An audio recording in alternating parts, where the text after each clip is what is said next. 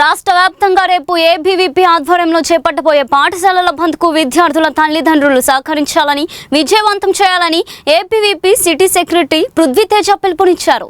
OU పరిధిలో మాట్లాడిన ఆయన, కార్పొరేట్ పాఠశాలలో జరుగుతున్న ఫీజుల దోపిడీని అరికట్టడమే బంద్ ప్రధాన ఉద్దేశమని తెలిపారు. ప్రభుత్వ పాఠశాలలను 27,000 నుంచి 4,000కు కుదిస్తామని సీఎం రేవంత్ రెడ్డి చెప్పడం సిగ్గుచేటని విమర్శించారు. విద్యను వ్యాపారంగా మార్చి తల్లిదండ్రులపై ఆర్థిక భారం మోపుతున్న కార్పొరేట్ పాఠశాలలపై ప్రభుత్వం చర్యలు తీసుకోవాలని డిమాండ్ చేశారు. విద్యార్థుల భవిష్యత్తు కోసం తల్లిదండ్రులు, విద్యార్థి సంఘాలు ఐక్యంగా పోరాడాలని పిలుపునిచ్చారు. నా పేరు Prithvi, ABVP greater Hyderabad city secretary.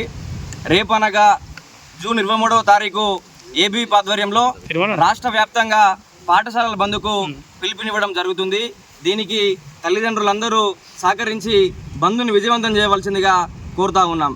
మా యొక్క ముఖ్యమైన డిమాండ్స్ ఏంటంటే, ప్రభుత్వ కార్పొరేట్ స్కూళ్ళ యొక్క ఫీజుల దోపిడీని అరికట్టాలి.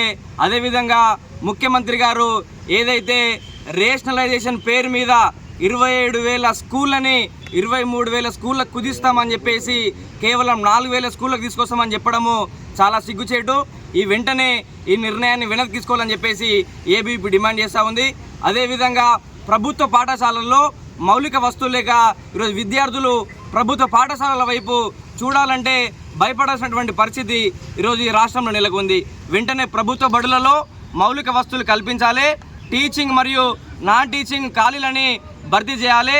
ఖాళీగా ఉన్నటువంటి డిఈఓ, ఎంఈఓ పోస్టులని భర్తీ చేయాలని చెప్పేసి మేము డిమాండ్ చేస్తూ ఉన్నాం. హైదరాబాద్ మహానగరంలో ఈరోజు కొన్ని ఇంటర్నేషనల్ స్కూల్స్ పేరు మీద ఇంజనీరింగ్ విద్య కంటే ఈరోజు నర్సరీ విద్య ఖరీదైందిగా మారింది. నర్సరీ సీటు కోసము 2-3 లక్షల డొనేషన్ వసూలు చేస్తూ ఉంటే డిఈఓలు కావచ్చు, స్కూల్ ఎడ్యుకేషన్ అధికారులు కావచ్చు, వాళ్ళు ఎక్కడ నిద్రపోతున్నారని చెప్పేసి ఏబీవీపీ అడుగుతూ ఉంది. కావున మా యొక్క డిమాండ్లన్నింటినీ పరిష్కరించాలని చెప్పేసి ప్రభుత్వం యొక్క వైఖరికి వ్యతిరేకంగా రేపు ఏబీ ఆధ్వర్యంలో బంద్కు పిలుపునివ్వడం జరిగింది. ఈ యొక్క బంద్లో స్వచ్ఛందంగా తల్లిదండ్రులు, విద్యార్థులు పాల్గొని ఈ యొక్క బంద్ను విజయవంతం చేసి ప్రభుత్వానికి సోయి వచ్చేలాగా చేయాలని చెప్పేసి ఏబీవీపీ విన్నవిస్తుంది.